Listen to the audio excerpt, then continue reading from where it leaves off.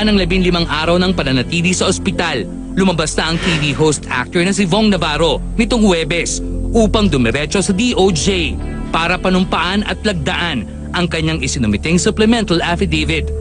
Sa kauna-unahang pagkakataon, nagpa-unlock si Vong sa Star Talk kasama ang kanyang abogadong si Attorney Alma Malyonga. Ano pa yung mga physical na masakit na naramdaman mo so far?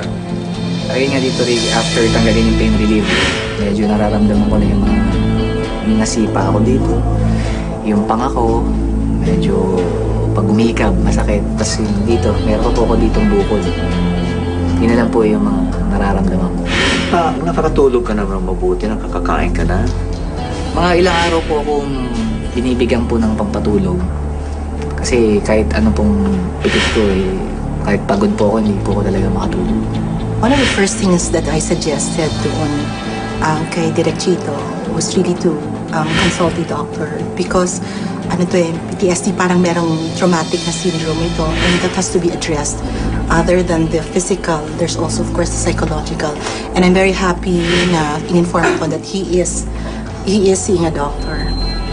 Kinailangang operahan si Vong dahil sa napinsalang cartilage ng kanyang ilong noong January 28, Martes. Natatakot ka rin mag-isa sa mga? Simula po yung parang natakot ako yung after po kung operahan sa ilong.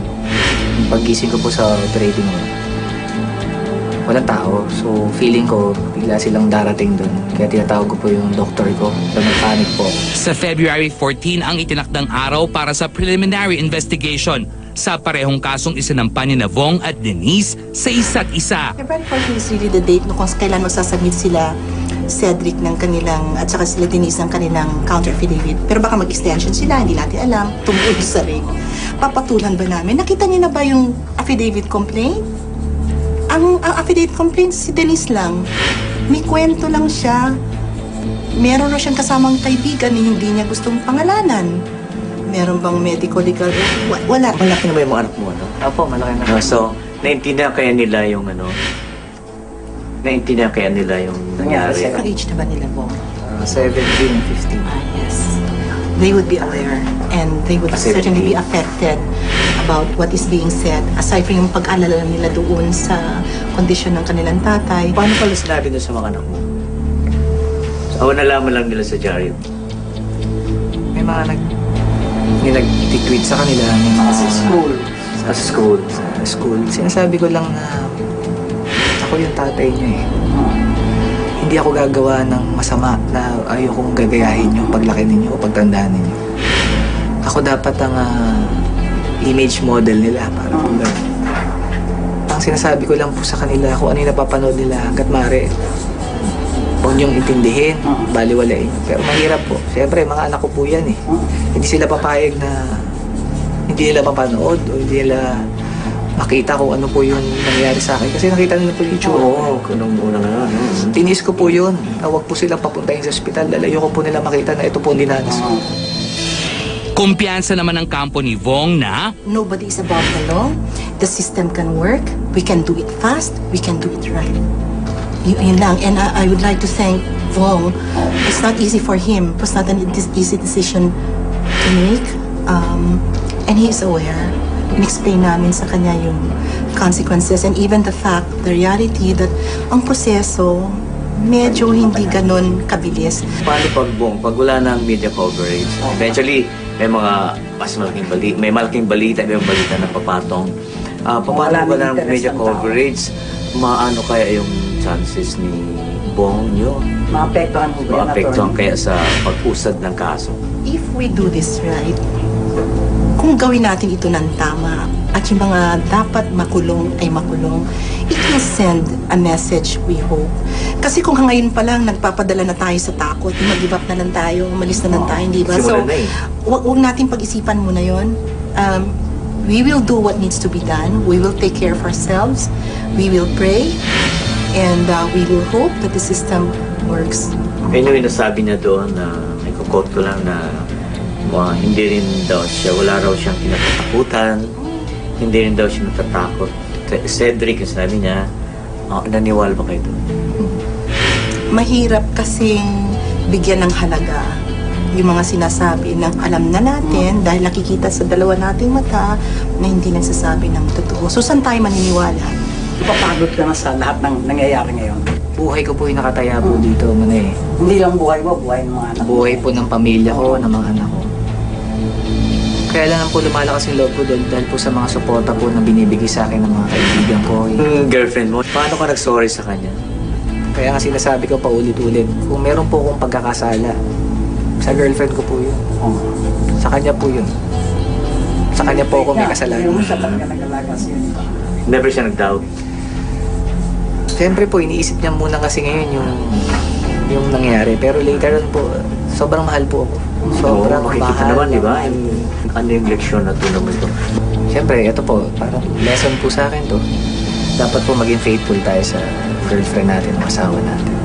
Pinisay ka ba doon? Especially sa mga anak mo, sa mga supporters mo, sa mga fans mo, at doon na rin sa...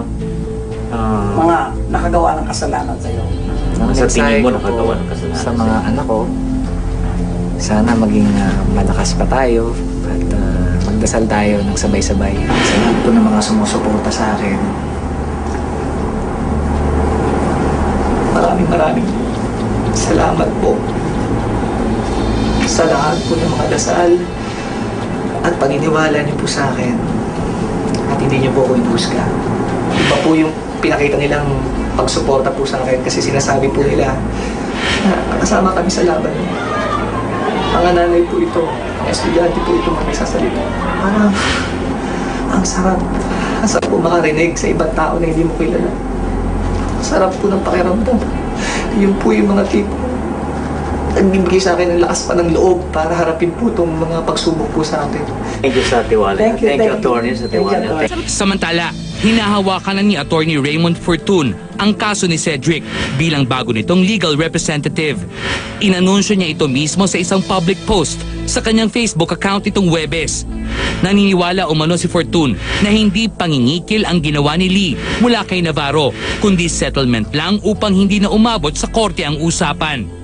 Sa pagpapatuloy ng lalo pang umiigting na kwentong sangkot si Vong Navarro, panig ng ina at lola o mga kaanak ni Denise Cornejo, maglalahad ng kanilang mga saloobin.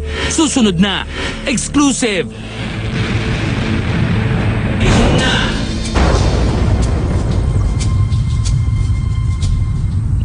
Di pa po naririnig, di pa po nabibigyan ng pagkakataon.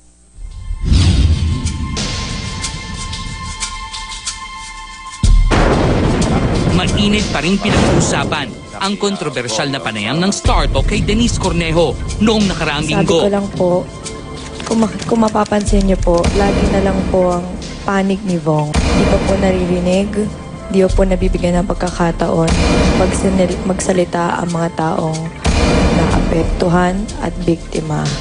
The hashtag Denise was a top trending topic in the Philippines during the much talked about live guesting. Kaya pasensya na po, hindi po ako makapangyarihan. Nasasaktan din po ako sa mga maling nakikita at mali ko po natatanggap. On YouTube, the uploaded video of the interview has been viewed more than 3 million times.